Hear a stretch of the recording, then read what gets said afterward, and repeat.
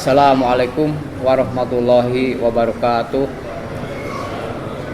Innal hamdalillah nahmaduhu wa nasta'inuhu wa nastaghfiruh wa na'udzu billahi min syururi anfusina wa min sayyiati a'malina may yahdihillahu fahuwal muhtadi wa may yudlilhu falan tajida lahu waliyyan mursyida. Asyhadu an la ilaha illallah wahdahu la syarikalah wa asyhadu anna Muhammadan abduhu wa rasuluhu alladzi la nabiyya ba'dah. Allahumma sholli ala Muhammad wa ala ali Muhammad kama shallaita ala Ibrahim wa ala ali Ibrahim innaka Hamidum Majid. Ya ayyuhalladzina amanu taqullaha haqqa tuqatih wa la tamutunna illa wa antum muslimun. Wa qala Rasulullah sallallahu alaihi wasallam inna asdaqal hadis kitabullah wa khairu hadi Muhammad sallallahu alaihi wasallam wa syarrul umuri muhdatsatuha wa kullu muhdatsatin bid'ah wa kullu bid'atin dhalalah wa kullu dhalalatin finnar. Alhamdulillah, pada malam ini kita dapat mengumpul di tempat yang mulia ini. Mudah-mudahan Allah Subhanahu wa taala membukakan hati kita untuk menerima petunjuk-petunjuk daripadanya. Yang selanjutnya mudah-mudahan Allah Subhanahu wa taala memberi kemudahan kepada kita sekalian untuk memahami ajaran Islam sesuai dengan yang dikehendaki oleh Allah Subhanahu wa taala. Yang selanjutnya mudah-mudahan Allah Subhanahu wa taala memberi kemudahan kepada kita sekalian untuk mengamalkan ajaran Islam sesuai dengan yang dicontohkan oleh Rasulullah sallallahu alaihi wasallam. Pada malam ini kita akan membahas dengan judul Harisun alal waqti, yaitu menjaga waktu. Bagaimana kita menjaga waktu? Fala syakka anna lil waqti ahmiyatan azimatan fil Islam wa makanatan khosatan fi hayatil muslim. Tidak diragukan bagi waktu itu memiliki kepentingan yang sangat agung di dalam Islam. Kemudian juga memiliki kedudukan yang khusus dalam kehidupan seorang muslim. Fal waktu wal hayah. Waktu adalah kehidupan. Wa taji'uhu bima la ya'uduhu alal muslim. Dan bimanfaatin diniyatin au dunyawatin hasaratan lil hayat. Maka menyia-nyiakan waktu yang tidak akan kembali kepada seorang muslim, baik manfaat agama atau manfaat dunia, itu adalah merupakan kerugian di dalam kehidupan.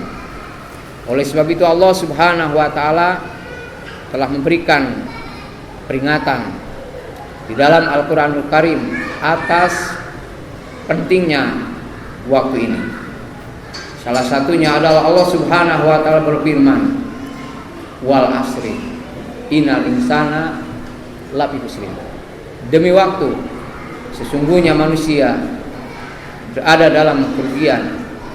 Ilal ladina amanu wa amilus sholihat wa tawasaw bil haq wa tawasaw bis sabr. Kecuali yang memiliki 4 perkara, yaitu orang-orang yang beriman, kemudian orang-orang beramal soleh, kemudian orang yang saling menasihati dengan hak, orang yang senantiasa mendakwahkan kebenaran, dan orang yang saling berwasiat dengan kesabaran.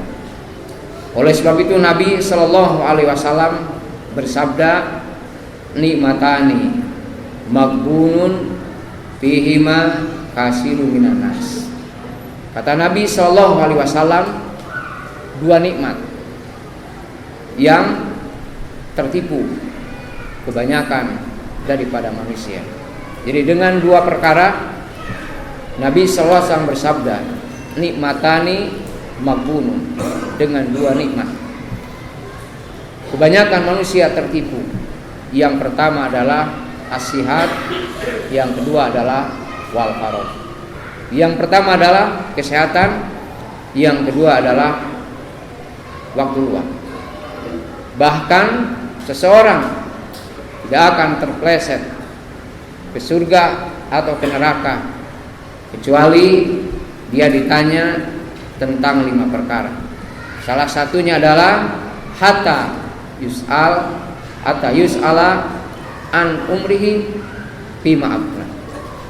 Sehingga dia ditanya tentang umurnya dihabiskan dengan apa.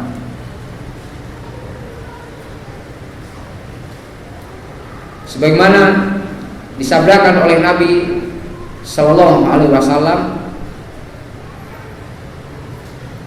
"Iktanim khamsan qabla khamsin, sababaka qabla haramika, wasihataka qabla saqamika, wa ginaka qabla fakrika, wa faragoka qabla syuglika, wa hayatika qabla mautika."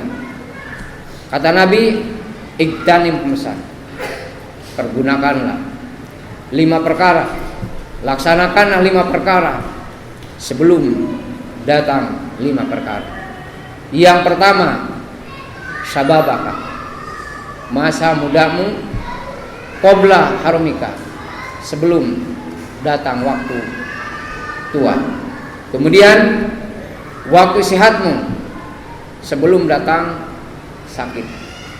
Sebab kita ibadah dalam keadaan sehat, insya Allah kita bisa sempurna. Sebagaimana Nabi SAW bersabda, al-mu'minu qawiyyu khairun wa habu ilallah minal mu'minina dhaif. Kata Nabi, orang mukmin yang kuat itu lebih baik dan lebih dicintai oleh Allah daripada mukmin yang lemah. Kalau kita dalam kondisi sehat, kita dalam kondisi masih muda, kita bisa sempurna melaksanakan ibadah.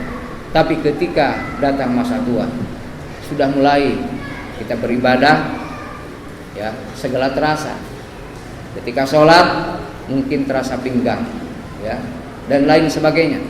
Oleh sebab itu kata Nabi, masa mudamu sebelum datang masa tua, masa sehatmu sebelum datang sakit, masa hayamu sebelum datangnya kemiskinan. Kita harus bersegera, kita beribadah ketika kita serba ada, ketika kita memiliki fasilitas. Jangan terbalik, ya. Ketika kita serba ada, justru mau taklim saja kita sulit.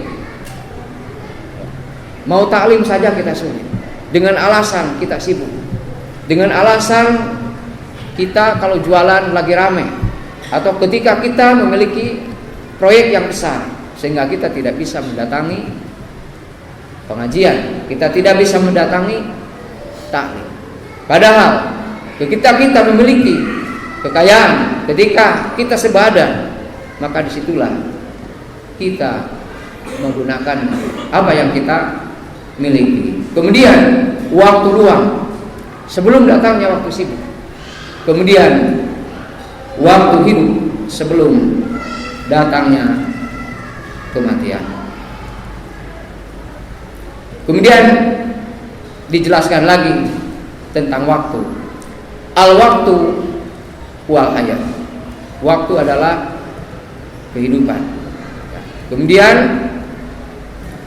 waktu juga adalah umur. Kemudian waktu juga adalah lebih mahal dari segala sesuatu. Kemudian para ulama menjelaskan tentang keistimewaan waktu. Tentang keistimewaan waktu. Yang pertama yang harus kita ketahui, waktu apabila telah berlalu maka tidak akan kembali. Jadi waktu apabila berjalan maka tidak akan kembali. Wala yumkin ta'widu, dan tidak mungkin juga diganti. Jadi waktu yang telah berlalu tidak akan kembali. Waktu yang telah berlalu tidak akan bisa diganti. Oleh sebab itu, sebagaimana dikatakan, al-waktu kasail ilam takko qata'aka. Waktu adalah seperti pedang. Apabila kita tidak bisa menggunakan waktu, maka itu akan membahagiakan. Sebab waktu seperti pedang, jika tidak digunakan pedang itu, maka akan mengenai kita. Kita akan bisa celaka dengan pedang tersebut. Jadi para ulama menyebutkan waktu seperti pedang. Kemudian berkata Imam Hasan Basri, tidak ada satu hari pun yang di situ terbit fajar kecuali waktu akan menyeru, wahai anak Adam, aku adalah waktu yang baru, maka hendaklah kalian beramal, ya, atau hendaklah kalian beramal sebab akan menyaksikan, ya. Kemudian hendaklah berbekal dengan waktu, sebab apabila waktu telah berlalu, maka tidak akan pernah kembali sampai hari kiamat. Ini adalah tentang pentingnya waktu, ya. Ini adalah berkaitan tentang pentingnya waktu. Kemudian yang kedua, waktu itu berjalan begitu cepat seperti berjalannya awan. Jadi waktu itu berjalannya begitu cepat. Jadi semakin hari dari ke hari atau minggu ke minggu begitu cepat. Dan ini tadi yang pertama tidak akan pernah kembali, ya. Jadi waktu ini tidak akan pernah kembali. Kemudian Rasulullah SAW menggambarkan tentang waktu. Kalau sudah mendekat hari kiamat, waktu ini adalah 1 tahun seperti 1 bulan. 1 bulan akan seperti 1 minggu. Kemudian 1 minggu akan seperti 1 hari. Apalagi, ya, bagi orang yang sedang bersenang-senang. Orang yang sedang bersenang-senang, waktu 1 tahun perasaan sebulan. Tapi kalau sedang kita ditimpa kesulitan, 1 hari terasa 1 minggu, 1 minggu terasa 1 bulan, 1 bulan terasa 1 tahun. Tapi kalau sudah berakhir penderitaan apapun, perasaan itu belum tahu, meskipun sudah puluhan tahun. Kalau sudah berlalu, maka kata Nabi Shallallahu Alaihi Wasallam, la taqumu sa'ah hatta yataqarraba zaman, fatakunu sannan kasahri. Kata Nabi, tidak akan terjadi hari kiamat kecuali zaman ini akan mendekat. Ya, zaman ini akan mendekat. Fatakunu sa'ah kasahri, maka menjadikan sana kasahri. Jadi 1 tahun seperti 1 bulan. Wasyahru kal jumu'ah, 1 bulan seperti 1 minggu, seperti 1 Jumat. Wa takunu jumu'ah kal yaum, dan 1 minggu seperti 1 bulan. Ya.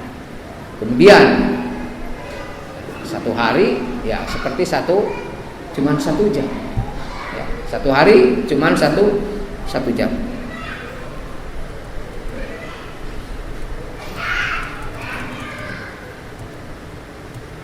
Oleh sebab itu,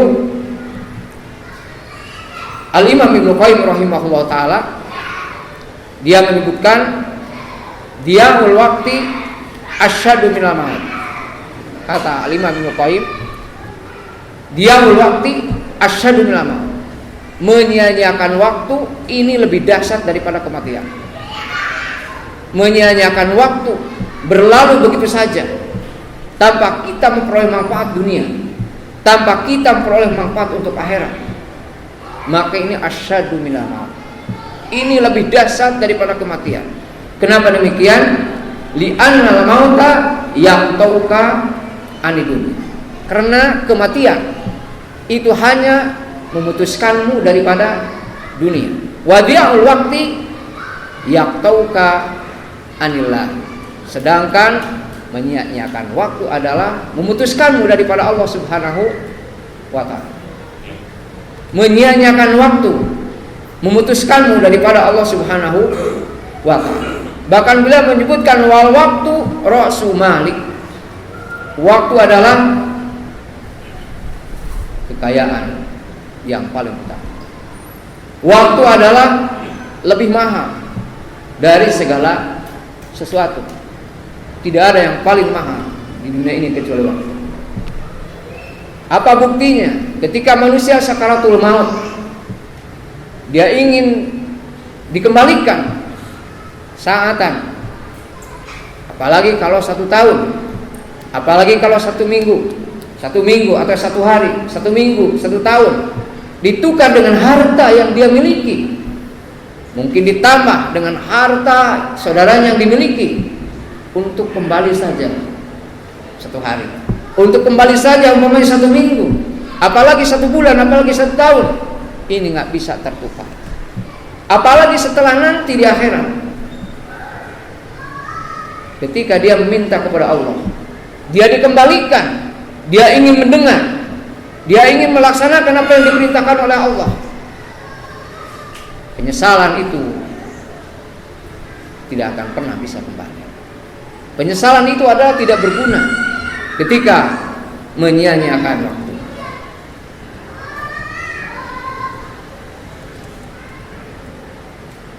Oleh sebab itu, pada kesempatan ini kita akan menjelaskan bagaimana agar kita bisa menjaga waktu.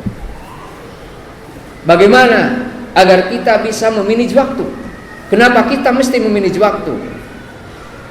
Sebab perintah lebih banyak daripada waktu. Perintah daripada Allah lebih banyak daripada waktu. Kalau kita tidak bisa memanage, maka kita akan menjadi manusia yang merugi. Wal asri innal insana lafi khusr. Kita akan menjadi manusia yang rugi apabila tidak bisa memanage waktu. Oleh sebab itu, agar kita bisa menjaga waktu, maka para ulama menjelaskan ada beberapa poin.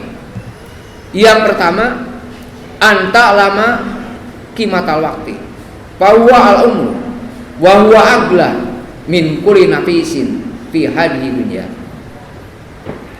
Walihada yaqulun al-waqtu min dhahabin. Yang pertama, kata para ulama, anta'lam, engkau mesti mengetahui, engkau mesti tahu qimatal waqti, yaitu tentang nilai waktu. Bahwa al-umur, waktu adalah umur. 1 hari, 1 minggu, umur kita bukan bertambah, tapi umur kita berkurang. Sebab kita telah dijatah. Ada yang dijatah umpamanya 60, 50, 40. Maka hari demi hari akan mengurangi umur kita. Maka kata para ulama, al-waktu huwa al-umur. Waktu adalah umur. Wa huwa agla min kulli nafisin. Dan waktu adalah yang lebih mahal dari setiap perkara yang berharga. Waktu adalah lebih mahal dari setiap perkara yang berharga. Bahkan ada yang mengatakan bahwa waktu adalah emas, meskipun ini dibantah juga oleh yang lain. Jadi ketika menyebutkan al-waktu min dhahab, waktu adalah emas, waktu adalah lebih mahal, ada yang membantah waktu adalah lebih mahal daripada emas. Tidak ada artinya emas dibandingkan dengan waktu. Waktu adalah lebih mahal daripada emas. Waktu adalah lebih mahal daripada segala sesuatu. Kemudian tadi dijelaskan waktu berlalu begitu cepat, dan apabila telah berlalu tidak akan kembali lagi. Ini berkaitan dengan waktu. Ini yang pertama. Yang kedua, yajibu alaika antalam anallaha wajah amal sholihan ala jami' a'dha'i. Para ulama menjelaskan wajib atas kalian untuk mengetahui bahwasanya Allah mendistribusikan amal-amal soleh ala jami' a'dha'i, atas semua anggota badan kalian. Jadi Allah mendistribusikan membagi amal soleh itu kepada seluruh anggota badan kita. Walillahi hakun ala aini. Maka bagi Allah ada hak dua mata kalian. Wasam'ik, pendengaran kalian. Walisanik, lisan kalian. Wa qalbik, lisan hati kalian. Wa aqlik, akal kalian. Wa jami'i jawarih, dan juga kepada semua jawarih. Jadi amal soleh Allah mendistribusikan kepada anggota badan kita. Artinya kedua mata ini ada hak Allah. Kedua telinga ada hak Allah, sebab Allah yang menciptakan. Dua tangan, dua kaki, seluruh anggota badan kita, hati, lisan, ini ada hak Allah. Dan ini semua akan diminta pertanggungjawaban. Kedua mata akan diminta pertanggungjawaban. Dan kedua mata juga bisa menghasilkan, bisa memperoleh amal soleh dengan kedua mata kita. Kedua telinga kita bisa memperoleh amal soleh.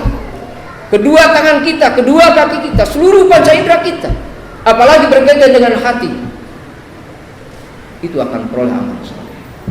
Dan itu akan mendapat timbangan di sisi Allah Subhanahu wa taala. Oleh sebab itu,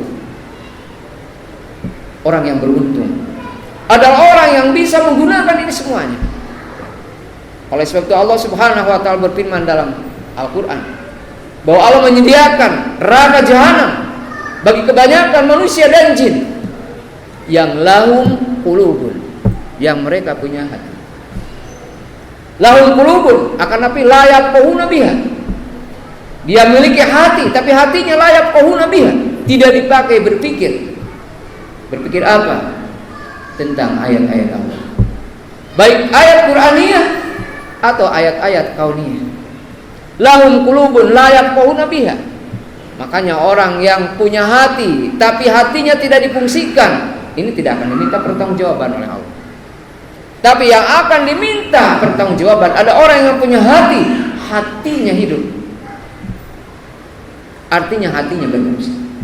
Akan tapi fungsi hatinya tidak dipakai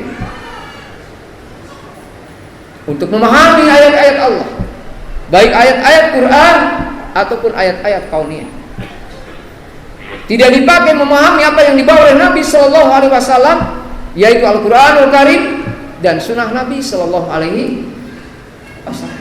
Dia punya hati, akan tapi tidak dipakai memahami ayat-ayat Allah, tidak pakai memahami sunnah-sunnah Nabi. Ini yang akan menempati neraka jahanam. Walaqad darana li jahannam katsiran minal jinni wal insi lahum qulubun la yafqahuna biha wa lahum ayunun, dia memiliki dua mata tapi la yubsiruna biha. Kedua mata tidak dipakai untuk membaca ayat-ayat Allah, membaca ayat-ayat Quran, membaca ayat-ayat kauniyah. Tidak dipakai iqra. Matanya tidak dipakai melihat ayat-ayat Allah. Matanya tidak dipakai melihat ayat-ayat kauniyah. Walau udhunun la yasma'una biha, mereka punya telinga, akan tapi tidak dipakai mendengar ayat-ayat Allah. Tidak dipakai mendengar hadis-hadis Nabi. Ulaika kal an'am, maka mereka itu adalah seperti binatang ternak. Oleh sebab itu, agar kita bisa menjaga waktu, tangan kita, kaki kita, semuanya dipergunakan untuk apa? Untuk beribadah kepada Allah. Kita pergunakan apa yang diberikan oleh Allah sesuai dengan tujuan Allah menciptakannya. Wa ma khalaqul jinna wal insa illa liya'budun. Dan tidaklah aku menciptakan jin dan manusia kecuali untuk beribadah kepada Allah Subhanahu wa ta'ala. Untuk beribadah. Tangan diciptakan untuk beribadah. Bagaimana ibadah tangan? Bagaimana ibadah kaki? Bagaimana beribadah hati? Bagaimana beribadahnya telinga? Bagaimana beribadahnya mata kita? Oleh sebab itu, ketika kita berdoa ihdinas siratal mustaqim siratal ladzina an'amta 'alaihim ghairil maghdubi 'alaihim, kata Nabi sallallahu alaihi wasallam atau dalam Al-Qur'an, ud'uni astajib lakum, berdoalah kepada aku, pasti aku mengabulkan. Ketika kita berdoa ihdinas siratal mustaqim, Allah itu akan mengabulkan. Asal syaratnya kita benar-benar memintanya. Ya, jangan sampai kita meminta tetapi kita tidak benar-benar meminta. Ada kan orang yang meminta tapi tidak benar-benar memintanya. Ya. Atau kadang-kadang mulutnya mengucapkan tapi tidak paham apa yang diminta. Seperti orang yang berdoa contohnya, misalnya Robbana atina fid dunya hasanah. Robbana atina fid dunya hasanah. Ya Rabb kami, berilah kepada kami fid dunya hasanah. Apa yang dimaksud fid dunya hasanah?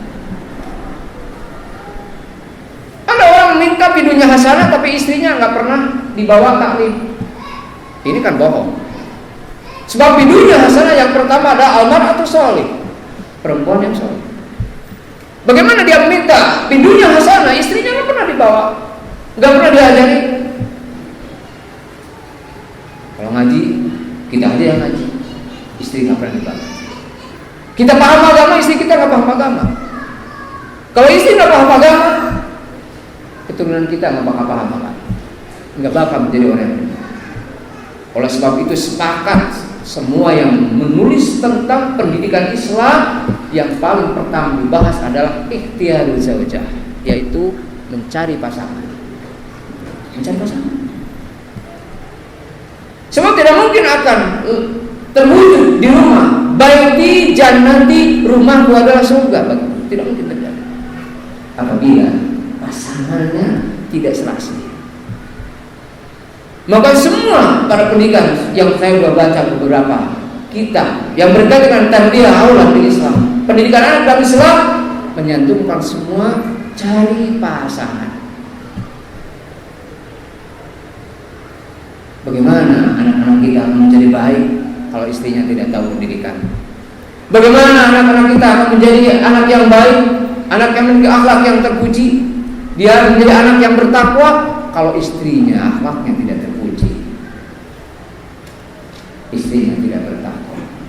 Kita bisa lihat, Robbana hablana min azwajina wa dzurriyyatina qurrata a'yun, kemudian waj'alna lil muttaqina imama. Ujungnya saja, waj'alna, jadikanlah ya Allah kami imam, orang bertakwa. Nah, kalau kita suami, berarti kita sebagai suami yang bertakwa, makmumnya harus apa? Harus takwa. Siapa yang harus takwa? Istri kita, anak kita harus bertakwa. Bagaimana dia bisa bertakwa apabila dia tidak tahu syariat? Apabila dia tidak belajar syariat, bagaimana bisa bertakwa? Itu tidak mungkin bisa bertakwa kalau dia tidak belajar syariat. Sebab takwa adalah imtisalu awamir wa tinabun nawahi, salah satu ta'rifnya. Takwa adalah melaksanakan perintah dan menjauhi larangan. Bagaimana bisa melaksanakan perintah? Bagaimana bisa menjauhi larangan? Apabila apa? Apabila dia tidak mempelajari ilmu syar'i. Dan untuk mempelajari ilmu syar'i, kita harus bisa memilih suami. Oleh sebab itu, para ulama menjelaskan lil akli, bagi orang yang berakal, yang tidak bisa dikalahkan dengan akalnya, atau yang tidak bisa dikalahkan dengan hawa nafsu akalnya, maka ayyakuna lahu sa'atun, adalah baginya memiliki beberapa waktu. Jadi Islam ini agama yang seimbang. Islam agama tawasul, ya. Islam agama pertengahan. Makanya para sahabat dijadikan oleh Allah adalah umat yang pertengahan. Dalam surat Al-Baqarah, para sahabat dijadikan umatan khiyaran wa udulan. Mereka dijadikan umat yang adil, yang pilihan. Kalau dalam pisang itu, tahu nggak pisang? Pisang itu yang paling atas sahabat itu. Waja'anakum umatan wasata. Aku jadikan kamu ini adalah umat yang pertengahan, khiyaran, pilihan, udulan, yang paling adil. Tidak ada manusia yang paling pilihan, generasi yang paling pilihan kecuali para sahabat. Jadi kalau dalam pisang itu yang paling atas. Kalau orang Tasik bilang sehana, sehang yang paling atas. Kelihatan kan pisang paling atas yang paling gede ya, bagus kelihatannya. Terus makin ke bawah apa? Makin apa?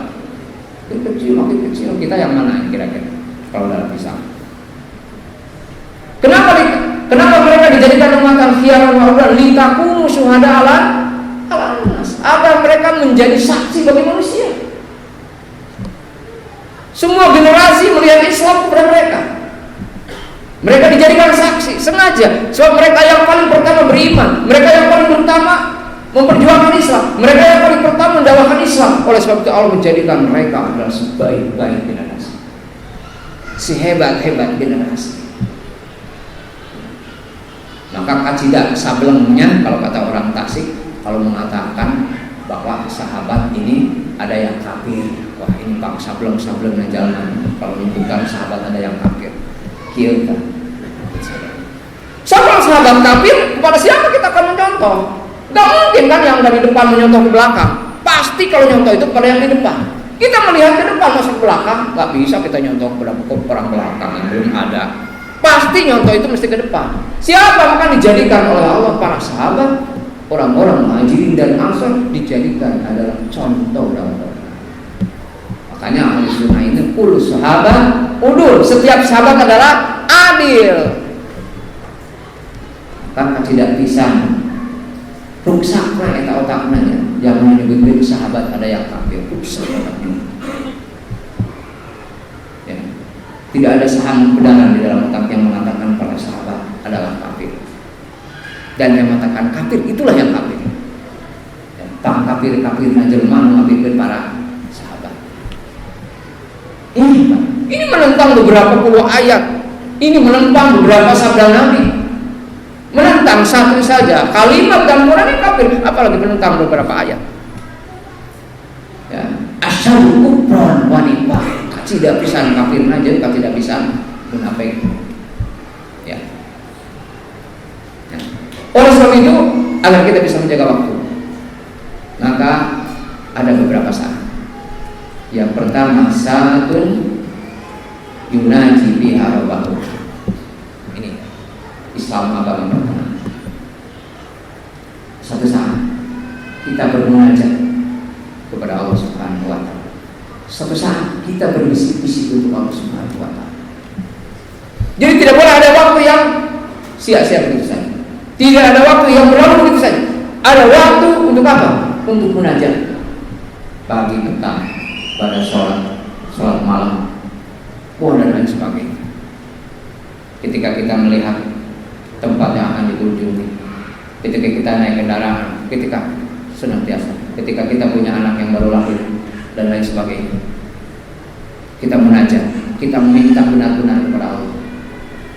Tapi jangan bohongan mintanya. Sebab kata Allah, udhuni astajib lakum. Maka beda orang yang minta benar-benar dan orang mintanya bohong-bohongan. Nah seperti tadi, kalau kita minta misalnya Rabbana atina fid dunya hasanah, berarti minta benar-benar itu beda, akan lahir program. Mata orang yang pidunya hasanah itu beda, telinga yang pidunya hasanah ini beda, tangan yang pidunya hasanah beda dengan orang yang tidak pidunya hasanah.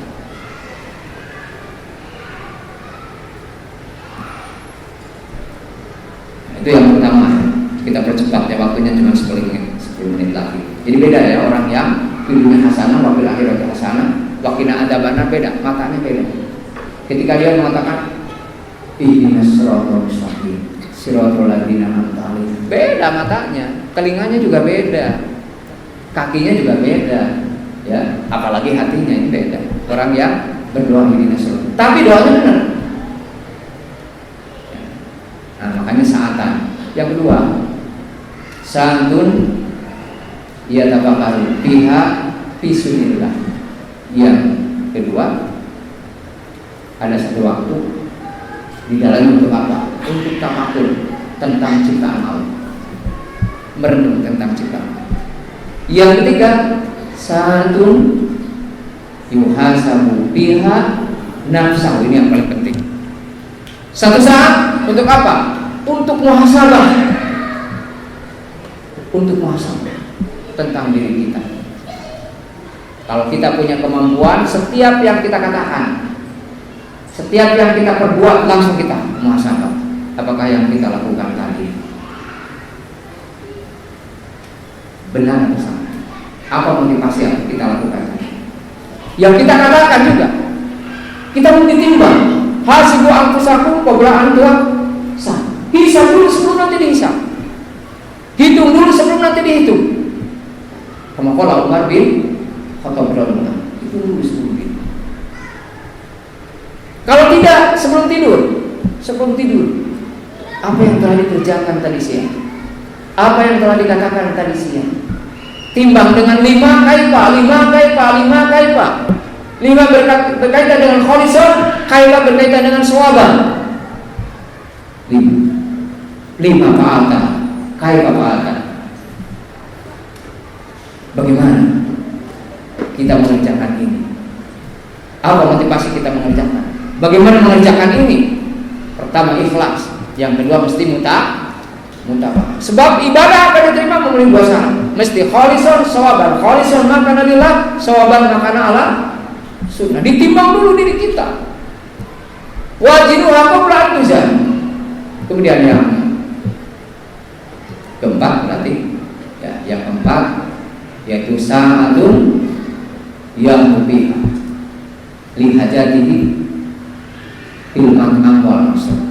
Yang keempat ada waktu untuk meluangkan, untuk mengosongkan untuk kebutuhan kita, kebutuhan pribadi kita, kebutuhan untuk keluarga, berkaitan dengan makanan dan minuman. Inna lil badanika alaika haqqan, badanmu ada hak. Jadi jangan terlalu korek karena badan sendiri. Kalau kita korek kepada badan sendiri, apalagi kepada orang lain. Ya. Tapi jangan juga berlebihan, sesuai dengan kebutuhan. Makan minum sesuai dengan kebutuhan. Kalau kita makan minum harus memenuhi zat gizi. Zat gizi ada berapa? Zat gizi ada berapa? Zat gizi ada 6 ya. Berkaitan dengan karbohidrat, mineral, vitamin, terus air, protein, kemudian yang keenam lemak. Nah, makan itu begitu, harus memenuhi itu, makan itu. Untuk apa? Untuk kekuatan tubuh.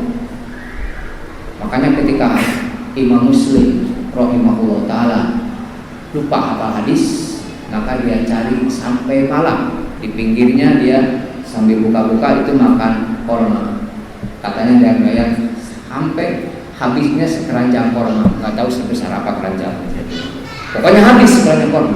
Sebab korma ini mengandung karbohidrat. Jadi kalau makan korma badan kuat, fisik kuat. Makanya kalau mau bekerja, anak kita mau sekolah, siapkan sarapan sayuran, jus. Jangan makan daging.